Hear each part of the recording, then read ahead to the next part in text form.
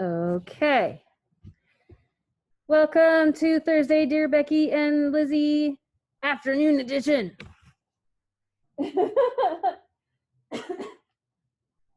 Hello. Hello. Sorry we're late. It's been a day. Yeah. I'm hoping we can get this up by dinner time.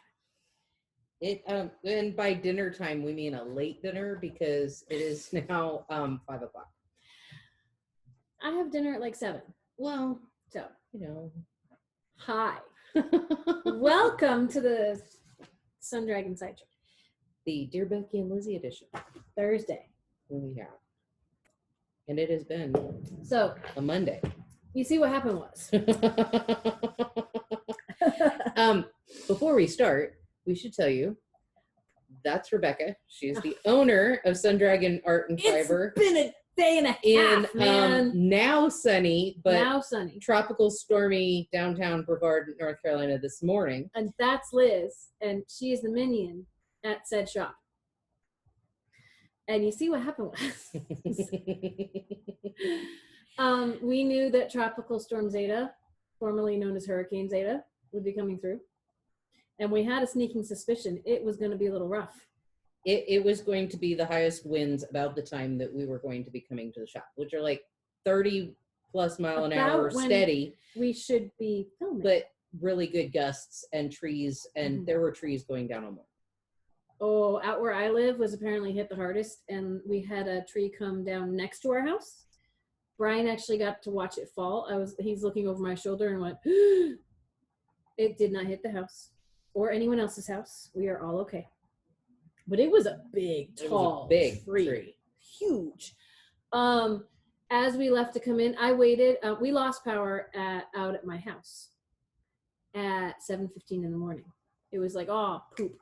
And I started texting her a little before 7. Hey, by the way, my lights are flickering. I know it's early to text you because we were going to sleep in because we weren't going to come in right away. But I have to let you know in case I lose power, because when I lose power, I lose the ability to contact the outside world. Which it was weird because I had to turn my phone not on iMessage to send you messages, but we could communicate, which rarely happens. When the wind blew the right way, because as soon as the wind calmed down, I had nothing. But the gusts of wind were somehow sending 3G and LTE my way. It was so weird. It was really weird. Welcome to the mountains of North Carolina. So Liz got in around 11ish or so, or a little after 11. And I said, you go in and tell me if there's power before I even attempt to make it down the hill, down the mountain. And there was, so I did. And all kinds of trees down, and they were trying to carve out roots on the road. I'm glad we waited because there was probably going to be stuff across the road if I had tried to go in earlier. So. And same for me.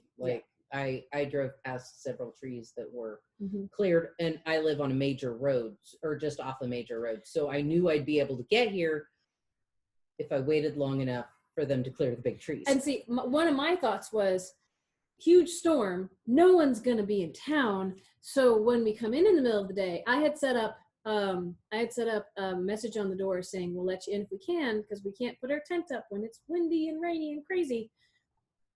And if you want to just stay home and save 25%, you can shop online or phone the shop, but shop online with the code It's Raining. And that still applies until midnight tonight is hopefully when it shuts off. But hopefully it should still work until then, because I set it up for today. It's Raining. It can be IT''S space RAINING. It can be without the apostrophe. It can be without the space and without the apostrophe. Those are the 3 combos that should work. Save 25%, shop online. Yeah. So that was, so people stay home, stay safe, all that kind of stuff. It was dependent on having power and internet, which we didn't have at our house until about midday today. So yeah, we got in here and the skies had already cleared. I mean, that doesn't mean everything is safe around here because you have wet root system, soaked, saturated root system and breezes, you know. Still a lot of trees. Occasionally they're going down still. Power lines are still having issues. But so far we are okay. Yay. Yeah. The shop had power today. Yay. Yay. So then we said, because I half thought we could come in around midday and film and post at no. It's been a day. Vikings, which is one of our questions, but we'll segues. Well, one of our Dear Becky and Lizzy questions was, what's a Viking? We'll hang on to that for a second. So we are filming currently at a little after 5:10 by my watch right now, and we'll post it once I get home. So you'll still get your Thursday, Dear Becky and Lizzy, and we already had plans today. Liz had plans because, you know, Halloween. So she is in Halloween casual Thursday. It's my dead rat shirt. And yes, it's the Black Death European tour. You know, more than mildly ironic now and wonderful. My brother asked me, was that the actual Black Death plague, or was it the Black Death metal band from Norway? And I said, there's a Black Death metal band named Black Death. And he's like, yeah, and they have a t-shirt like this, but it says second tour, and it's all their tour spots from like the first tour is, you know, is the real thing. Yeah. So I decided I should also be dressed in casual attire, which means not a Sundragon shirt. This is my slowly peeling off but wonderful birthday present last year. I hope he hasn't done anything super fancy for my birthday this year, but it's I turn yarn into things. What's your superpower? T-shirt. So we are both in casual Thursday attire, and segue to, before we answer questions, Liz has to show something. So I was not done with this last night, and I do complain that Rebecca kept texting me and made me get up early, but I managed to finish my shawl and weave in my ends before I came to the shop. So it you is. You even weaved your ends in? You woven your ends in? Even woven my ends in. Look at how pretty! Should I, hang on. Let's do the real thing, where it can look even twice and 3 times as big. Because that might be our cover shot. You know, it's so pretty. Look how big that is, and wonderful. And mildly see-through. Yeah, because it's fingering weight on a size 9 needle. Mm-hmm. So it's all big and comfy, enough to keep, you know, the chill off your shoulders. Mildly breathable, but not really. You know, it'll keep you warm still. And just so everybody knows, I did run out of yarn. So there is a teal stripe in the bind-off area because I ran out of purple. So it happens. It does. It's called improvising. So, and the other cool thing I want to show off before we answer Dear Becky and Lizzy stuff is you got a really cool. We're a little more low energy right now because this is what we're like at the end of the day. End of the day. Oh my Lord. And this, I had a knitter who painted a picture of my cat. So shout out to Judy and thank you so much. Here is, look. I know exactly which picture she used from this. This is when he popped his head out from under the couch and looked up at me because he was ready to go ha and attack. But he looks so cute. Oh, it's so pretty. I really think I'm gonna try to find a space here at the shop so he can be like he's our quasi shop mascot. Yeah, he is. He's our at-home Zoom mascot. He can't come to the shop. He can't come to the shop. As much as I think it would be fun. It would be such a mess. He was having such fun with the tropical storm. It was messing with his brain today. So anyway, but we want to show that off. And Liz brought in her super cute nano. She's spinning yarn right now. Because I didn't bring in a knit project, I was like, I'll just bring in my nano. And if I have any free time today, I can sit and spin. And now is the free time. It never happened. She did a little bit earlier, but we still had people coming by. So. At 4:30. Yeah. So let's turn to the first email question that Liz may or may not be the first one she got, but she got a question of, can you please explain Vikings, right? Was that the question? I think so. Kind of. We're going to check the wording. Let me double check.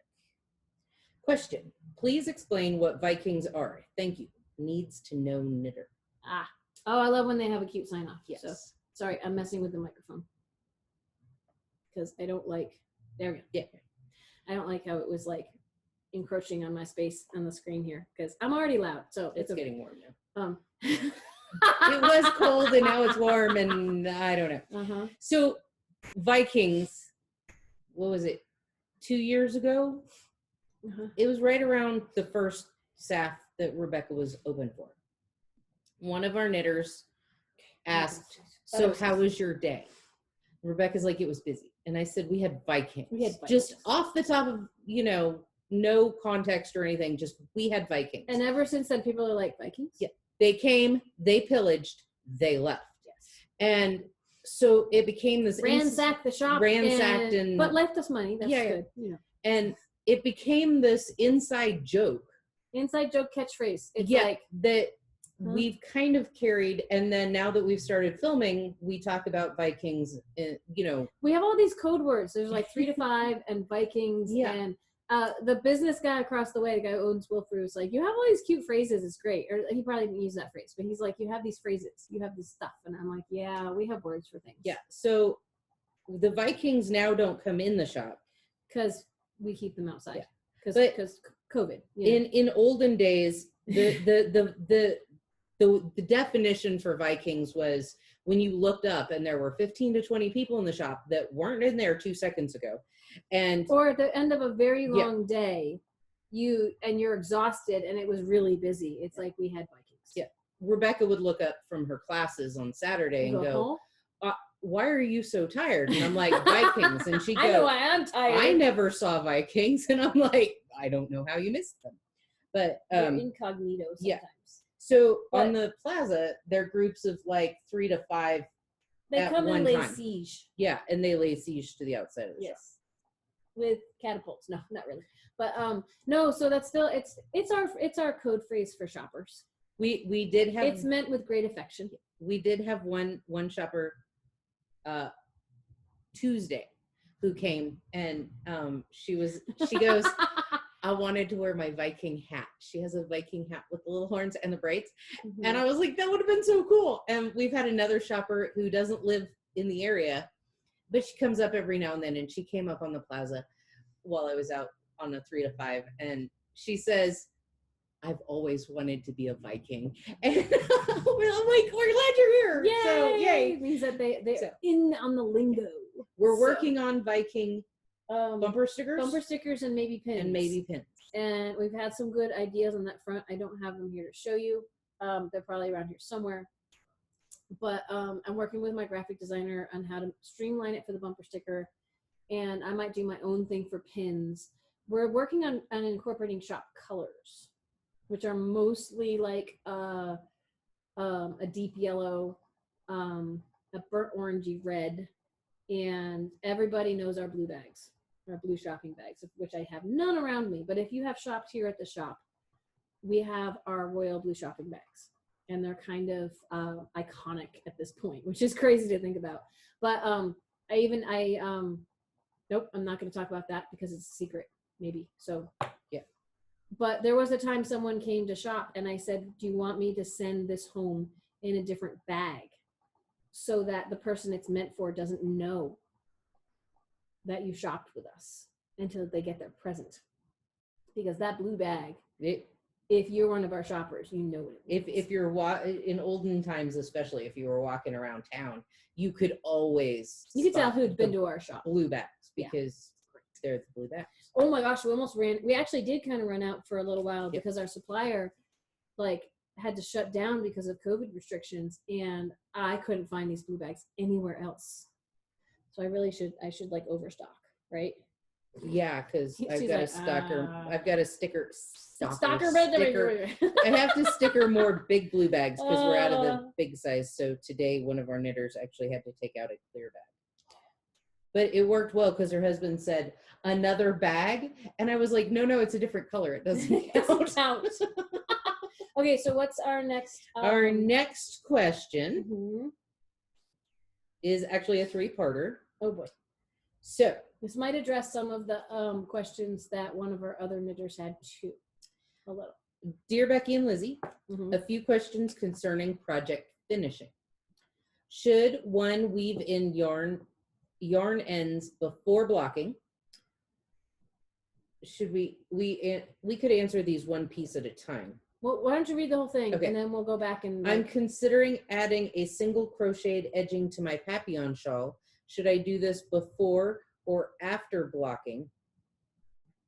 Another blocking question: when knitting a gauge swatch, should I block it before taking the measurements? Thanks for your help. Blocked on blocking. I like that one too. Blocked on blocking. Okay. So, should I weave in ends before blocking? Yes, let's take it one thing at a time. Weaving in ends before blocking. And remember, we are answering in our professional capacity or our personal experience, not as like the be all and end all, and only our answer is right. You're going to find people who disagree with some of what we tell, and we might disagree with each other. So, well, and I like I've told everybody, yarn things are guidelines. There's not like any hard or fast rule. I basically try not to make any guarantees. So in general, for me personally, I would say if I have where I've switched ends in the middle of a piece, like I was knitting across a row and I had to start a new ball of yarn and I keep knitting, I would weave those ends in before blocking.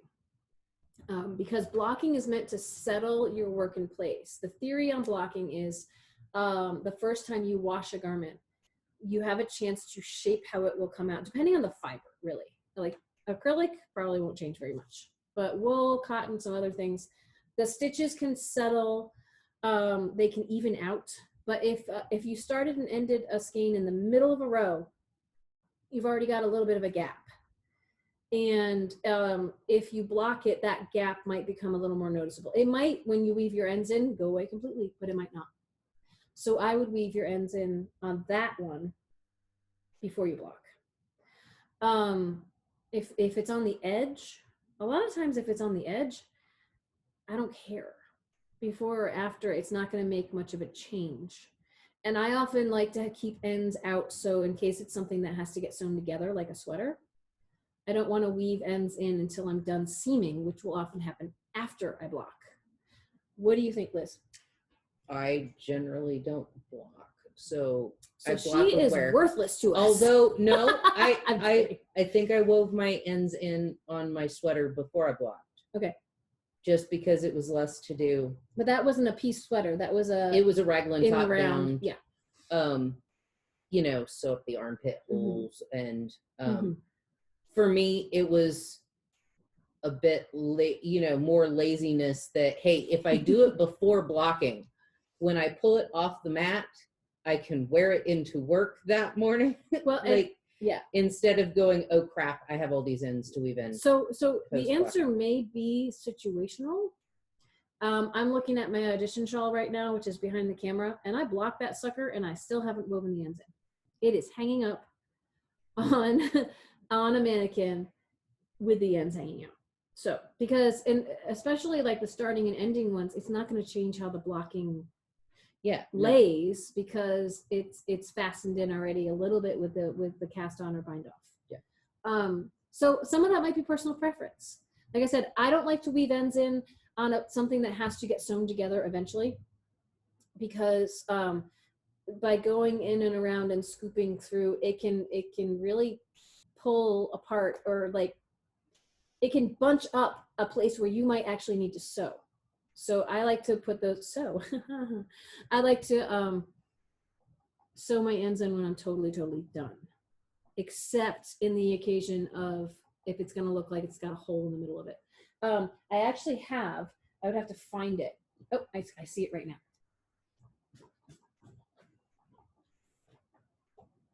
Oh yeah, This is a great example. I blocked this in, it's a piece of a piece sweater that, all my ends, I didn't weave any of my ends in before I blocked. But there's a spot right here. People will be like, there's a hole. I still haven't woven my ends in. This is a spot where I switched ends in the middle of a row. And it looks like poop, right?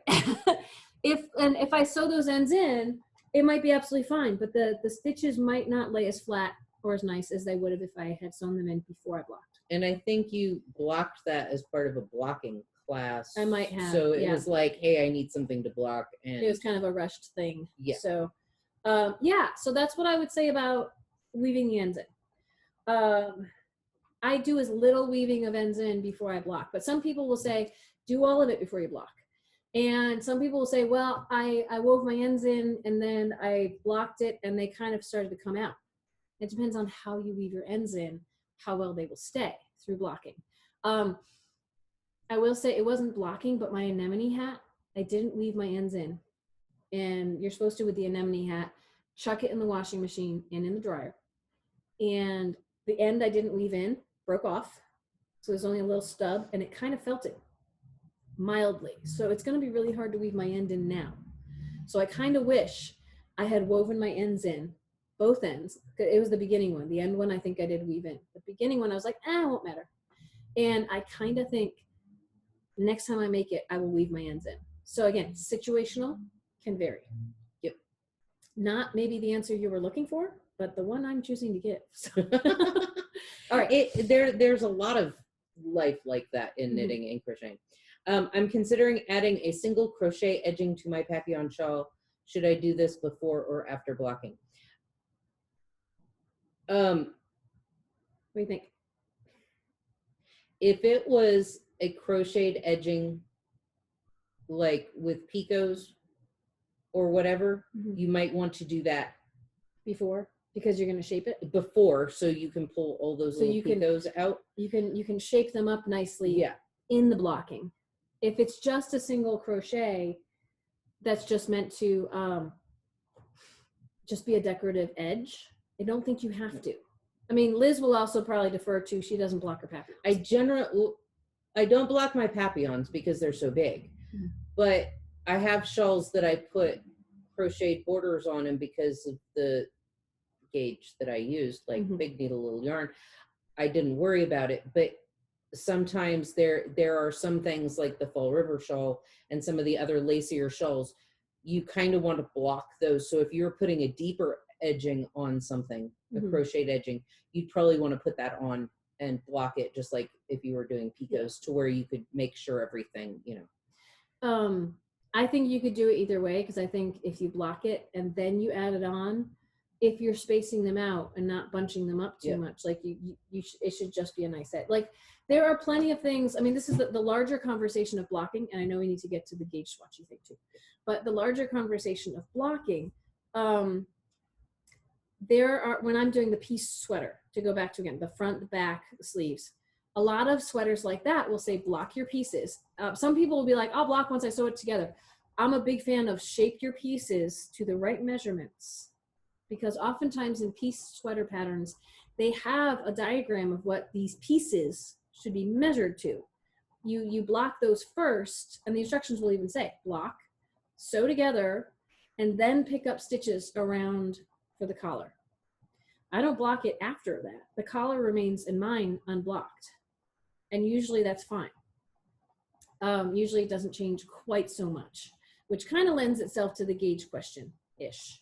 But the last thing I would want to say, and this is a shout out to a knitter who's been asking about blocking things for a while, and we still might do a lesson, and I've just been way so crazy, it's been hard to write her back and ask her about setting up a lesson. So I'm going to try to get to that. But like I was saying before, the theory of blocking is that the first time your garment is washed or gets wet or anything like that, it has a chance to settle into place. You can open it up to expose lace work and really make the lace work sing, as we say. You can make sure it's the right measurements. It's really hard to block something smaller than you knit it in the first place or crocheted it in the first place. So it's not, so you can't really shrink it through blocking. But even if it seems to get damp and huge, when you soak it, you still can bring it back to the right shape. It doesn't mean that it got damp and now it's huge. When I did my red sweater, I measured every bit of my red sweater before I got it wet. And then when I laid it out, everything had grown about an inch. But I just mushed it all back in, and it came out to the measurements that I had done beforehand. If it's acrylic, it might not do that. Yeah, acrylic is its own beast. It doesn't always behave. But blocking does not mean stretching and pulling and opening up. I mean, that it will open up lacework, but that's like what we like to call aggressive blocking. That's another catchphrase. Yeah, like I have crochet shawls in here that I have aggressively blocked, or the Papillon shawl, aggressively block. You don't want to do that to everything, especially like something that, like a sweater you're making or something. You may not want to pull it really hard. You may want to soak the fibers, and when they're damp, which again I'm going to backtrack and kind of walk through that a little bit more explicitly in just a second. You may want to gently lay it out, and if anything, kind of tuck it back into the shape it was before it was damp, because most fibers, when they get damp, do want to stretch, and you need to actively work against that force. And so, right. The couple of thoughts is, if when you lay your blocking out, you want a non-absorbed, an area that won't absorb the water into it. Like, we sell blocking mats. Blocking mats are awesome because you can, because they're foam or rubber or something like that. And it forces the water out of your project. Like, it forces it to evaporate. But if you put it on a bedspread, it's going to suck that water in and take longer to dry. It's just going to sit there wet. Yeah. Like our mats today, when we have a little bit of water damage in the shop. Don't worry, no yarn was harmed. No yarn was harmed. But some floor got wet. Yes. Over by a lot of cardboard has seen better days and is now finally being recycled instead of being held onto in case we need to ship a package. But we still have plenty of boxes to ship. So backing up a little bit before that. There are a few different ways to block. There is steam blocking, where you would lay it out to the right measurements first, and then gently let a steamer or the steam setting of an iron go over it to kind of, again, the theory is you want to saturate the fibers. You want to make the fibers damp so that they can relax and reform, and you can kind of help shape them. It's almost like making pasta. There you go. I don't make a lot of pasta, but I will take your word for it. I haven't, but I've watched a lot of network. So steam is an excellent way to do that, because that is vapor. It's water in another form. Do not just stamp with an iron and iron over your stuff. You will probably ruin your stitch work a little bit, or it'll deflate more than you want it to. Honestly, a lot of things, when they're blocked, they may lose some of their squishiness of when they were knit.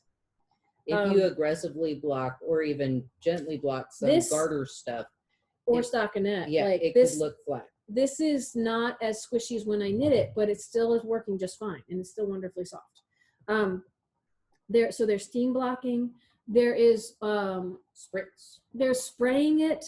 Like, again, pin it down first and spray it, or pin it down first and lay wet towels on top of it. Some of those methods will take a long time to dry. And a wet towel method, because then again, the only a little bit of the moisture from the towels are going to soak in enough to permeate the fibers and do what you want with it. That's great. But it will take an awfully long time to finish, because you have to leave those wet towels on until everything is dry. That's how I used to block when I first started blocking, because the idea of soaking my entire piece terrified me. But that is the method I use 90% of the time, is I actually just soak my entire piece. I get a basin of water, and I fill it with lukewarm to cold water. And I will just put my whole piece in there, if it'll fit. Squish out the air bubbles. I'm not going to wring it or anything, but I'll squish out the air bubbles. Maybe flip it once to make sure the stuff on top is not floating and not getting the fibers soaked. Squish out the air bubbles. I'll leave it for personally, I'll leave it for maybe 10 minutes if I lose track of time. I've left something for like 45 and the water was green when I took it out. It hadn't actually lost that much dye, but the water was green. It was crazy. Well, about how long do you, if you wet block? I do it for about 7 to 15 minutes, depending on, like I'll go, if I go in and there's still air bubbles in it, I might squish those out and, leave it for another few minutes. And my original version of I would dump the water out, gently squeeze, not wring, because that can like twist your stitches or pull your stitches, or especially like cable work and stuff, you're doing harm to it. I would gently squeeze it out, And then I would, my method of, my modus operandi, which Liz has changed my world in this. I'll let her tell her thing in a second. I would lay out a towel, and I would lay out my piece on top of that with as much water as I gently squeezing out of it. And then I would roll it up in the towel, and we would fold the towel as many times to make it like a ball or really a burrito. And I would hug it to my chest, and I would squish it on the floor. And if it soaked totally through the towel, I might do it in another towel to get out as much water as I possibly could. It's okay if it's only damp when you lay it out. It does not need to be soaking wet. It does not need to be super like not soaking wet, but heavy wet. It can just be damp. As long as the fibers are soaked through. You want to pull as much of the water out as you can. Because it will dry faster and you'll be done. And actually it helps the whole process if it's not super wet when you lay it out to block it.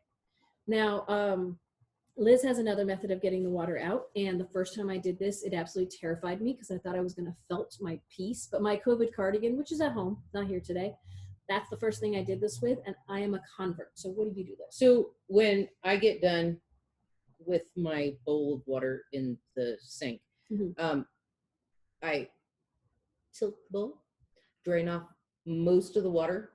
I don't even know if sometimes I even squish down and get more water out, and I take the bowl and I go to the laundry room. I've heard you say you just chuck the whole thing in, not even draining the water out. And I've done that. Sometimes I do, and sometimes I don't. Sometimes it splashes up in my face, and it's a hot mess. And I open the washing machine, and I go, boop, and it goes, and then you close the lid, and you put spin only. Only. Not spin. Rinse and spin. Only spin. Only. And it goes, that'll be 13 minutes. And I say, thank you. Your thing talks to you? Well, it says 13 on the little thing. So that's still more talking than mine does. Mine just starts chugging away and goes, mine sings. It's melody. And I just wait until there's no more noise. And she has a singing washing machine. Walk away, and I go smoke a cigarette, go do whatever. And then I come back when my washing machine goes, and I'm like, oh, look. And I pull it out, and it's damp. And I'm like, it's fantastic. Think about when you're moving your clothes from the washer to the dryer. They're wet, but they're not like dripping wet. If they're dripping wet moving from the washer to dryer, there's problems.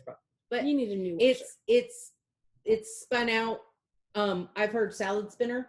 Like if it's a small project, you can take a little salad spinner and. I have a little EXO salad spinner somewhere. I don't know where it is anymore, but it has just a pump top where you go.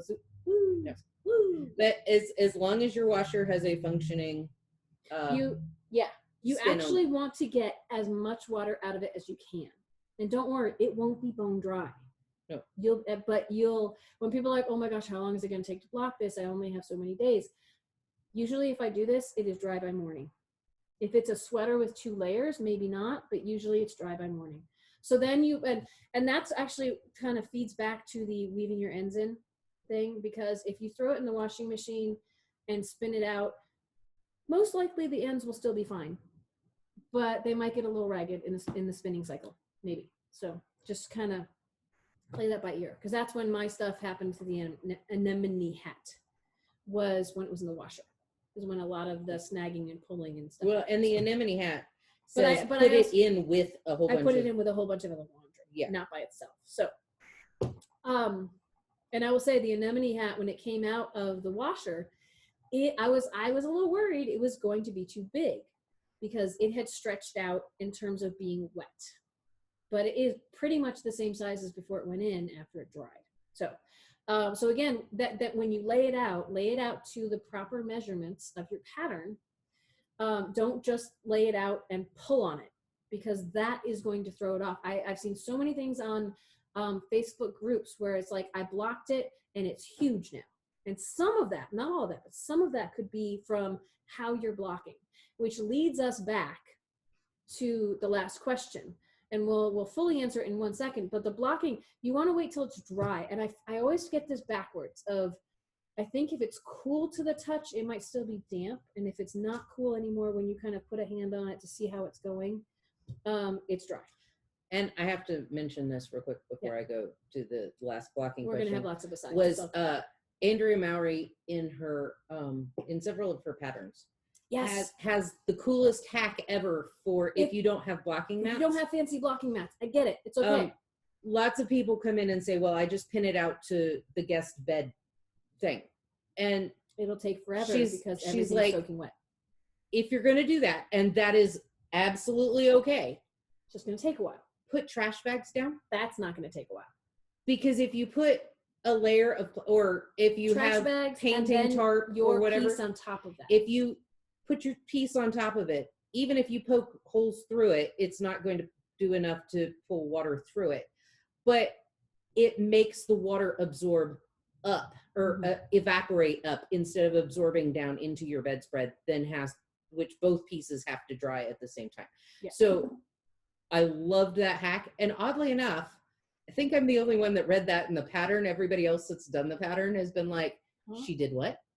And I'm like, people don't read, Liz. I know. People don't read. They stop when they say, I've had enough. I know what I'm doing. So it's a cool hack. The last question is another blocking question. When knitting a gauge swatch, should I block it before taking measurements? There's a lot of theories on this. You will find different answers to this question depending on who you talk to. We have have a knitter, shout out to Amy, who always blocks her gauge swatch. I follow a couple of people on Twitter who always block their gauge swatch. And when people come into the shop and say, well, I need enough yarn for my pattern and my gauge swatch, now I understand why, because they're probably blocking it and don't want to re-knit with yarn they've already blocked. Yeah. If you're going to block your gauge swatch though, and measure, if it's like supposed to be a certain size, like we were talking about with blocking and pulling it out, if you pull it out and you go stretch it and pin it and everything to make it meet measurements, it's going to change. You're like, if you pull out your wet and you don't keep it the same size it's supposed to be. If you are aggressively block your gauge swatch, you need to aggressively block your finished piece. You need to do whatever to the gauge swatch. If you choose to block it, whatever you do to that is what you need to do to your piece. And where I find that can run into issues is if you aggressively pull and you're like, oh good, I'm getting the rows I'm supposed to get. If the sweater then that you're knitting says go for this many inches and you do that unblocked, then when you block it, it's gonna, and you do what you did, and you're like, you're gonna end up with a coat, with a duster, instead of the short sweater you wanted. So be careful if you choose to block that you are blocking it the same way you plan on blocking your sweater. Yes. But not only the same, aggressive or, minimalist, whatever, but also if you're spritz blocking your swatch, and you wet block your sweater. Yeah, you need to block it the same way. Yeah, both need to have both the same the pulling and the moisture method. Yes. Ha. Okay. Yes. And honestly, I never block my swatches unless there's some crazy like hardcore in the instructions. You must do this, and even sometimes when they're like, you should block your gauge swatch, I'm like, yeah, that's funny, because we have knitters who are like, ain't nobody got time to gauge swatch, and I'm like, that is your choice. And if your thing doesn't fit, you have only yourself to blame. And some of our knitters are like, I'm cool with that. And other knitters are like, how do I make this fit without gauging? And then the ain't nobody got time for that thing. My level of ain't nobody got time for that is blocking your gauge swatch. Yeah. I will look for the thing that, for me, I don't block my gauge swatches usually because I'm not going to aggressively block my finished product. I am going to gently block, and if anything, I'm going to squish it back into the right shape. So because I don't yank and pull when I block for something that has to be a certain size, I don't feel the need to block my gauge swatch. I wouldn't block a gauge swatch because I'm not going to block the finished product. She just doesn't block. So, or she selectively blocks. And the things that you block, Liz, that I know of are things that gauge is not essential on. So. Shawls, I'll block shawls, but I aggressively block those if they have a 36-inch wingspan. I can get it to 48. And I'm going to back up on one thing about when you lay your piece out. If it's something that needs to be pinned to shape, or something that needs to be pinned to accent lace work or detail, and that needs to be aggressively pulled. So whether it's something that just needs to be shaped or needs to be aggressively opened, the general rule of thumb is to put a pin about every inch. But you will need to play around with that, because if it's still, like, if you really are pulling at a shawl to make it grow and come to life, like the butterfly shawl, the fall river, or things like that, even with putting one every inch, you might still get little scallopy things. So you need to really be careful about that. You don't need to put a pin like every millimeter, but about every inch is the general rule of thumb. But you're gonna just figure out for yourself what works better or worse. And if it's a triangle shape, you want to make sure both sides look even, and I will generally, some of that's just playing with it. Yeah, I will generally pin the middle and pull the edges out, and then fudge with it, and then fill in the gaps. We have our knit blockers that we love, because there's combs with lots of teeth in them, and so you don't need as many. And then I will try to put about an inch between those. But if it's gapping, I'll fill in with pins, or I'll, if you put them next to each other all the way around, you're going to run out real fast. Well, but that's also a way to do it. What? I said some of us are. I'm speaking as someone who doesn't have a million knit blocker sets. I don't have a million. I have 4 sets. That's a million in my book. It's like you saying you knit with needles that are too small. Anyway, so yeah, if you want to put them right next to each other with no space in between them, you got to figure that out. You got to buy more of them, or But if someone is only using like 4 pins to pin their shawl out, it's gonna take on a funky shape. It's going to have big bows in it and puckers and shells and things that you may not want. So anyway, and I got a we could talk about blocking for like hours. For all day. Hours. But that's enough to start things, right? And I got an aside question that is not blocking related, but is winding related. Through my wait for it. Through my Yahoo, Facebook. It's been a long day, did we mention? Yeah. Facebook.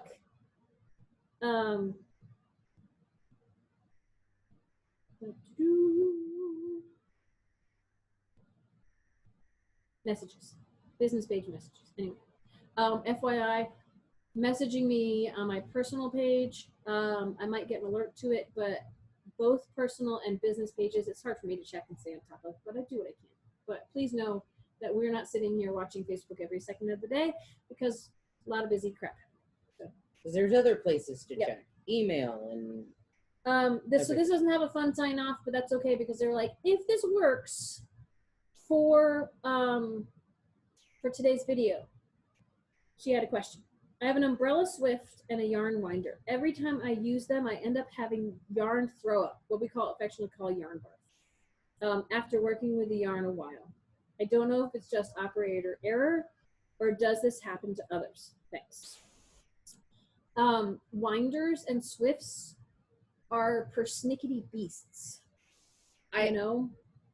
Every ball of yarn, regardless of who winds it, regardless of which manufacturer winds it, regardless of life in general, is going to have some amount of barf. Could potentially have some yarn barf. I'm looking at, we had someone with Encores, like, how do I get the center out? It's just half the innards are coming out. I'm like, yeah, that's kind of how it works. That's kind of how it works. Some winders require finding what I call a sweet spot. Mm-hmm. So pulling from the center is probably what she's referring to.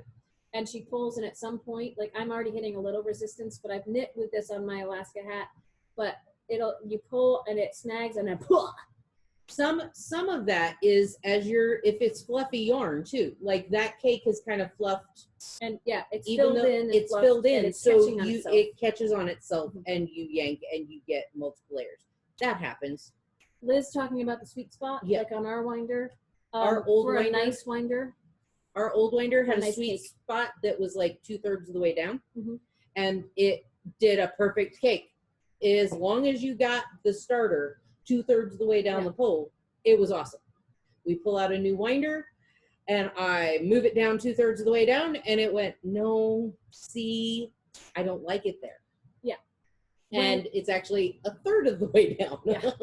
Well, and when our winders are getting old, or if it's not balanced on a winder you may have at home, what you may end up with is, instead of having the starter little ball that everything grows off of, it may start with a starter ball, and then it may slip down a little bit, and you get a little bit of a ball under there, and then eventually it's going around both of those little balls. Yeah. Both of those little winding spots. But then when you go to pull it out, those are going to catch on each other, and get yarn barf too. And then you're going to get yarn barf as well. So the outside is going to look beautiful.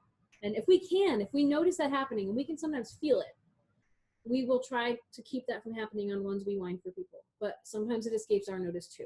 My little winder at home, I love it. It's a great winder, especially if I have sock weight yarn or thinner to wind. However, it and I don't get along because it knows I'm cheating with it or on it at the shop with the big winder. And it's like, it doesn't matter what you do. You're never going to find the center pull of the yarn again because I'm going to eat it. Yeah, and it'll wind and you'll stick it in the top so it'll be there. And then when you're done winding, it's like, where'd it go? And so I can't find the center pull. And it and I have tried to find the sweet spot. And it's like, no. It was there yesterday, but I've changed my mind. So some winders, and it depends on the quality of the winder. And I have a handmade winder at home that's beautiful, and I still haven't found the sweet spot on it yet. And it was a shop winder, and we never found this. We used it as a shop winder when our other one gave out, our mass produced one gave out for a while, and it was just too. We couldn't wind fast enough. Yeah. And it was causing problems, and it was doing the top ball, bottom ball. It was just bleh. But it's a thing of beauty in terms of its hand craftsmanship. But the last thing I'll say, and all of these things are maybe fixable and maybe not. The last thing I'll say is my umbrella swift at home. We use an Amish swift here in the shop, which is like 2 bars that cross. It's really simple. It's 2 feet that cross, and then 2 bars that cross, and it just sits and spins. And then you can take it apart into little pieces and put it in the corner. I have an umbrella swift at home as well that I've had since my sister did the best Christmas present ever for me when I first started to knit. So like 20 years ago now. And it's tight. Is what I will say, is you put the yarn on this piece that expands, and you expand it until it's tight, and you tighten it in place. And my umbrella swift has trouble just until you are about 2/3 of the way winding it. It will creak and make noise, and it will pull tight. Huh? Little mineral oil? I have not. And so, hey, that's a good, if yours is tight as well, you may want to oil mineral oil. Or I would do like I think we have some knitters who've used a little olive oil or mineral oil. I'm a little worried my cat will want to lick it then. But there's food safe mineral, like for counter the butcher blocks. Mine is wonder, but it's a little. When I first start winding on my Knitter's Pride it's my Royal winder, which Knitter's Pride has its own version. It's a little plastic guy that goes zzz. Yeah, it's a little stiff, and I actually have to pull it off the winder and kind of prep it so it's not pulling really, really hard between the two. Because making a tight cake can make more barf. That's the last thing I wanted to say, is if it's really, there's a lot of tension between your winder and your swift when you're caking it up and it's pulling a lot, you're gonna get yarn barf. That's with things like this that I wound at home. I'm getting yarn barf and I'm just dealing with it.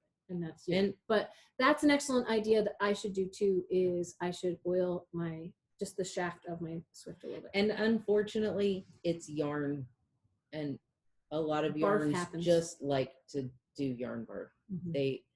Now you can have fun with that if you're out in public. Best thing ever when you're knitting in public or whatever, and you get some of that little yarn barf. No matter how little the yarn barf is, if you yell out, "I've got yarn barf," everybody looks. Kind of funny. Like, what? But we don't like being around crowds of people right now. Well, but in olden days. Yes. So anyway, we should go. My computer's yelling at me. It needs to restart. I'm hoping it doesn't restart while we are filming. Yes.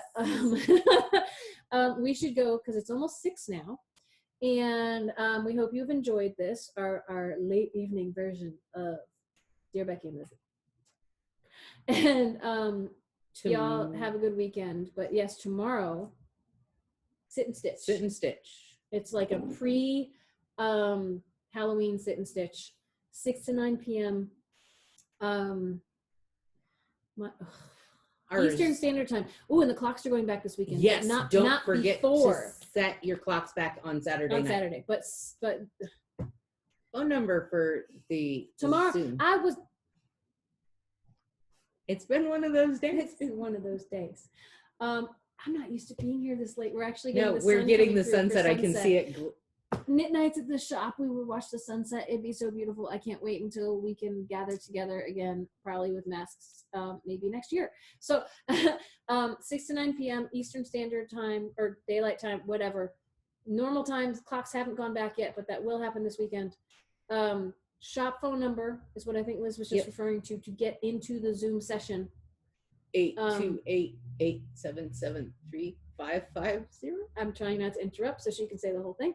And we will see you next Tuesday. There's no Sit and Stitch on Saturday. I need some sleep. Oh my gosh, it's been a week. And if you want some questions answered or you want us to go off on a topic of your choosing, then please write us at Dear Becky and Lizzy, 35 South Broad Street, Sundragon Art Fiber, 35 South Broad Street. It's like blocking. Let's talk about this. But wait, let's back up and talk about Brevard, North Carolina, 28712. Or look in the comments on this, the description when I write it up, because then it will be all in order. Or email me, Liz at sundragonartandfiber.com. There you go. So yes, stay tuned to see what we get done this weekend in terms of knitting, because I got some knitting done this morning when there was no power. I had to do it by lamplight and then by daylight, but I still got some stuff done. So I didn't do look at you all fancy. I didn't do a morning meditation. I'm totally fancy. Can't you tell? I didn't do a morning meditation video this morning because we lost power right before I was going to film it. So knitting in the dark wasn't really going to work. She didn't want me holding the camera. I was like, I could do it at the shop, but that would be like Liz filming over my shoulder, breathing down my neck with a mask on. So, anyway, look at it go. It would not be meditative. Let's put it that way. Oh my gosh. Fun, but not meditative. Depends on your definition of meditation. It's true. So patience inducing, maybe. Anyway, so I will try to just, I'm going to do it tomorrow morning. We're going to wait. So yeah. Anyway, be prepared if you're a local shopper for, we are kind of morphing everything into one starting next week. We're Tuesday through Friday, but not tomorrow. Tuesday through Friday, you will have an opportunity to sign up on all days to come in, but only on the times that we have put up. And you will have the opportunity to walk up to the shop on all days, not just Tuesday and Thursday, starting next week. And we will help you as time permits. It's going to need some patience still. Yeah. Because if we have people inside the shop, it's going to be hard to help you outside. But if you walk-ups will still be, I'm sorry, because I know Liz is trying to say the same thing I am probably. Walk-ups will still be assisted outside. You can't walk up and just walk in, because we really need to limit how many people are in. Today, we did an experiment of, hey, it's a rainy, crazy day. So let's just take the people who walk up and let them come in. And it was both good and bad. We never had crowds who all came at the same time, which was wonderful. But I think it's because people were kind of digging out from the storm. But people who walk in who aren't ready for the protocols, it's challenging. So when you sign up in advance, you know the protocols. Okay. Did I say everything you were trying to say and I didn't let you say? Yeah, be patient. Oh, and that Underground Sundragon website, y'all need to pace yourselves. And if anyone's wondering about that, maybe we'll explain it on Tuesday. We firmly believe there's an underground network of Sundragon shoppers who all talk to each other. Thus the Vikings. And plot. And you're all Vikings, yes. And we love you all. We love you. You're our Vikings, and we love you. And we hope you're safe. And I think because we filmed this late, this is an extra long one, but it's right at an hour. Enjoy. Bye-bye. See you guys next week. Yes. Happy Halloween. That too.